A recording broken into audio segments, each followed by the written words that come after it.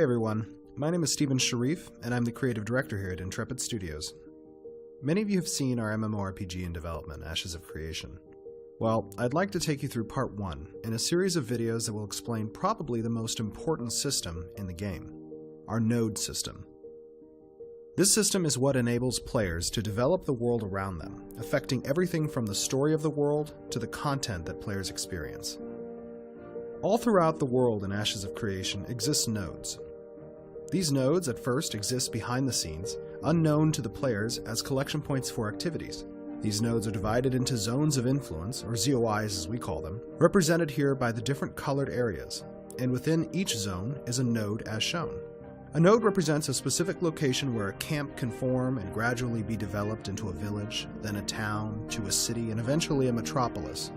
Every activity a player participates in will fall within a specific node's ZOI, and these activities will contribute to that specific node's development. This is important because only so many nodes can be developed, and certain content is locked behind which nodes develop. This can create conflict between different communities that have a vested interest in the development of certain nodes. When you first enter the world, you will arrive through one of the great divine gateways. These portals are remnants of the civilizations that once inhabited this world.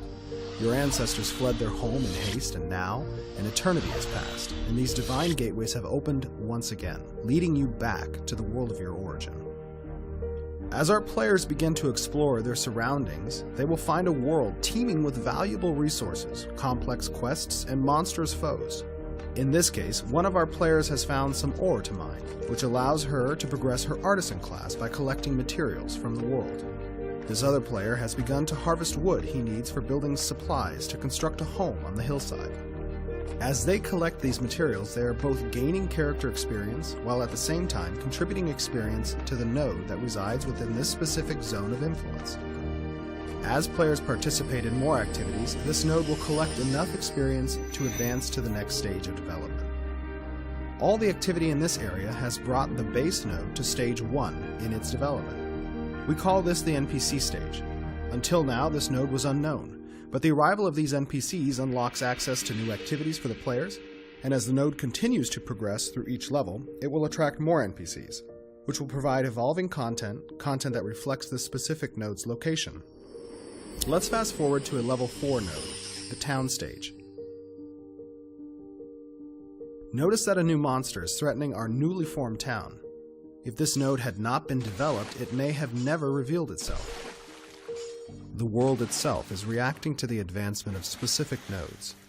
This town was advanced near forests and mountains, drawing the attention of the sinister creatures that dwell within. If the town had been formed along the coast, perhaps this fisherman would have caught something more dangerous than the fish you see here.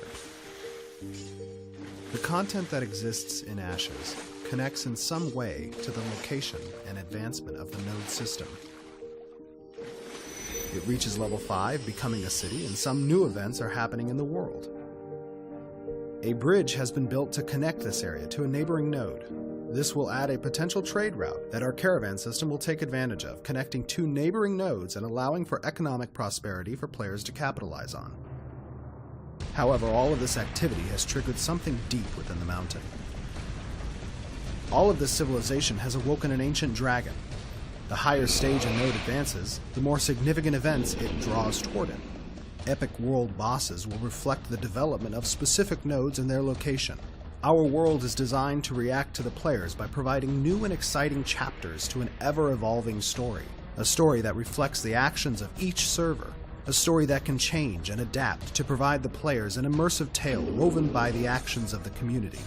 This dragon is the server's dragon, part of the server's tale, and one which might not be seen on any other server. The players now must react to this evolving threat. Thankfully, these players are up to the task, and taking down this dragon has again contributed to the node, furthering its development. From the first stage of a few wandering merchants to the sixth stage of a sprawling metropolis, nodes redefine the world around them, influencing points of interest in the world, quest lines, story arcs, drop tables and resource pools, even the spawn tables for bosses and NPCs across the world. This cycle of nodes leveling, triggering events, and leveling again is the fundamental cycle of growth throughout Ashes of Creation. The world you see reflected on your server will depend entirely on where players decide to plant their roots, and the events and structures that fill the world will be a direct result of where and when nodes evolve. Even we aren't sure where players will take things, which makes this project exceptionally exciting for all of us. We focused here on the growth of nodes in order to show how the base functionality works, but in upcoming videos we'll delve into the sieging and possible destruction of nodes, how player-run governments of nodes work, and how regions grow.